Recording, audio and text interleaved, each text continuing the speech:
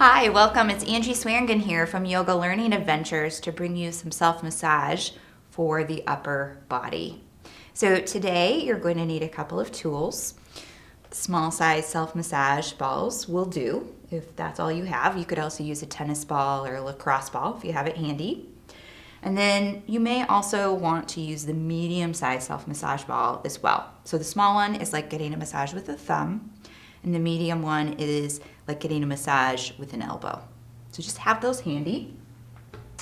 We're going to begin with the temples today. So up in this area here, taking that ball, pressing, holding continuous pressure. You can also roll up and down, side to side, or in circles. Just noticing any tension that you're holding here. Taking a big deep breath, exhaling, let it out with a sigh. And then moving to the other temple. Again, noticing the sensation from one side to the next. Is there more tension on one side of your body than the other? Just becoming aware, this proprioceptive input. What is that sense of knowing what's going on the inside of your body? So let's move to the jaw here.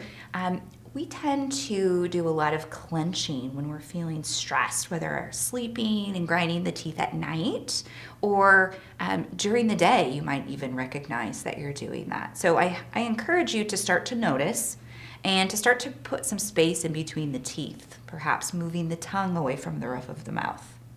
Noticing the difference there. So we're going to explore that area here with the self-massage ball. So right here at the jaw, the cheekbone, maybe doing some circles or up and down. You can apply continuous pressure if you're feeling a lot of tension. That might help to release it. Hold for about 30 seconds. And then even you might want to open and close your mouth here while you're working on this area. So opening the mouth, that helps you get a little bit deeper into that muscle.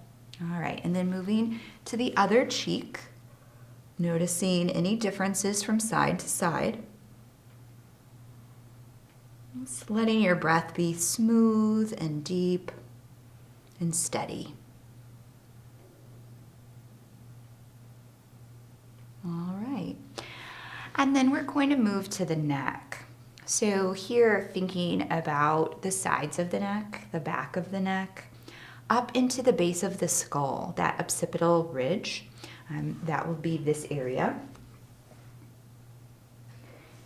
Keep in mind that all of the muscles in your body are connected. So on the back side of that jaw is the occipital ridge. So if you're experiencing a lot of tension here and you're doing clenching or grinding of the teeth, you probably are holding a whole lot of tension in the back as well. And then we're also going to be moving around to the front, avoiding those vocal cords. So moving all the way to this part of the neck. So go ahead and begin. Here I'm feeling quite a bit of sensation. So I'm going to hold steady pressure on the side of my neck. You can move to wherever you're feeling the most sensation. So if you're not feeling much, keep moving till you find it. Spending the time where you need it most. This is a very individualized kind of an experience. And it's different from day to day. So what you're feeling and experiencing today might be different tomorrow. So just taking your time. Check in with your breath, making it smooth and deep. Sometimes when we're doing something that is stressful or straining in some way, we might hold the breath. So we want to be cognizant of letting that breath be continuous and smooth. I'm going to move around to that back of the neck. The occipital ridge that we discussed, the skull, the base of the skull.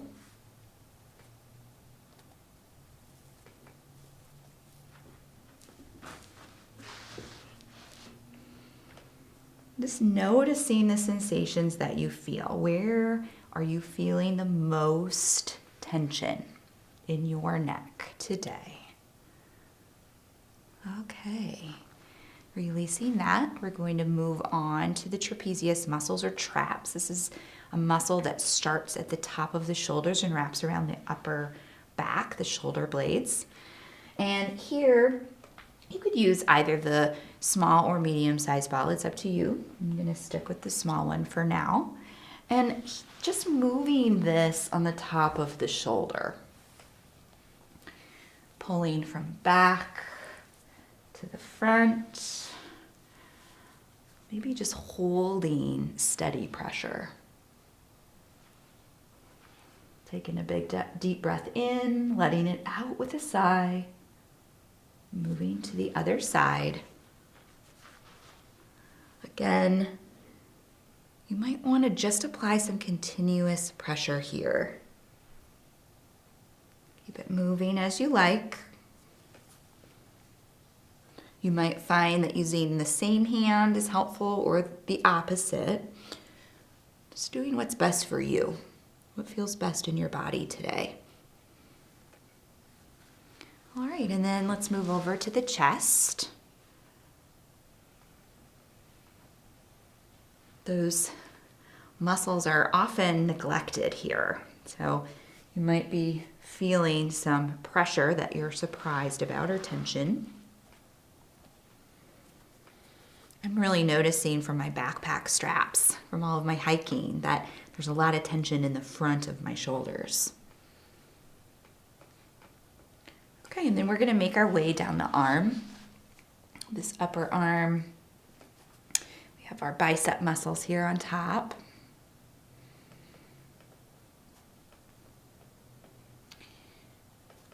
Bicep on top, tricep on bottom.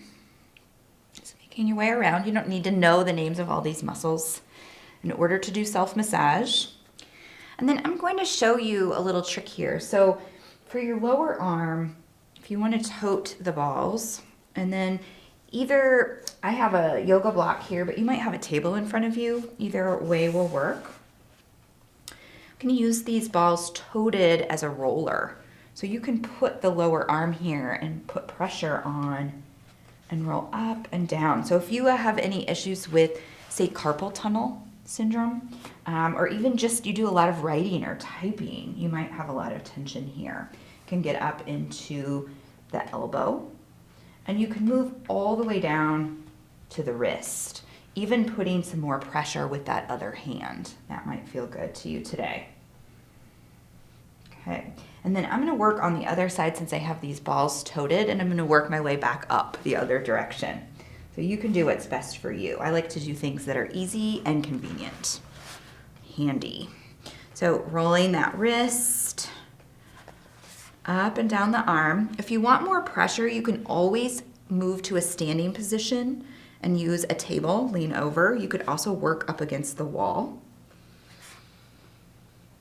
But it is nice to know that you have access to all of these tools in this self-massage while you're sitting in a chair. Super convenient. And then I'm going to take a ball out to do the upper arm as I did on the other side. So just rolling, figuring out where you have the tension. Have the bicep on top and the tricep on the bottom. Maybe that elbow needs a little bit of attention.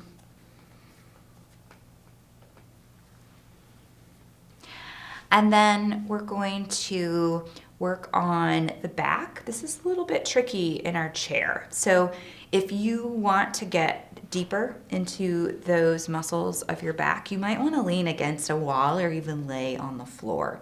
So remember, we did the trapezius muscles here. It's a little bit difficult, right, on our own bodies to be able to get the rest of that upper back. So that's where I suggest that you do lean up against the wall and put some more pressure on. But we can work our way around the mid and lower back using our hands. So I'm just rolling in between those ribs. Those are our intercostal muscles, the breathing muscles along with the diaphragm. And you can also do the low back here. So I'm actually going to switch to that medium-sized ball. A place where I hold a whole lot of tension is the base of the rib cage. There's a muscle called the QL, or quadratus lumborum, kind of a mouthful, but I hold a lot of tension here. And so when I just take this medium-sized ball and hold steady pressure, it's that proprioceptive input. It's letting the QL muscle know that it's tight, it's aware of that, and it's letting my brain know it's okay to relax that muscle. So when I release, I feel a whole lot of muscle tension relaxing. Now let's switch to the other side. So again, you can move in between the ribs. And really anywhere you can reach, you can work on that back. But it's helpful when you're doing the upper back to have something to lean against. So I'm going to find that same spot, the base of my rib cage, and I'm going to hold that ball steady.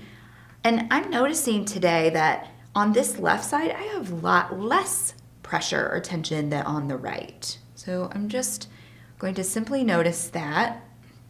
I'll pay attention tomorrow and notice what's happening on the right and the left. And maybe there's a habit or a pattern that I can work on and improve that over time so that there's more symmetry in the body. All right, and then just as you like, rolling that low back in whatever way feels good to you. Noticing where there's tension, and that's where you focus. This is a highly personalized practice.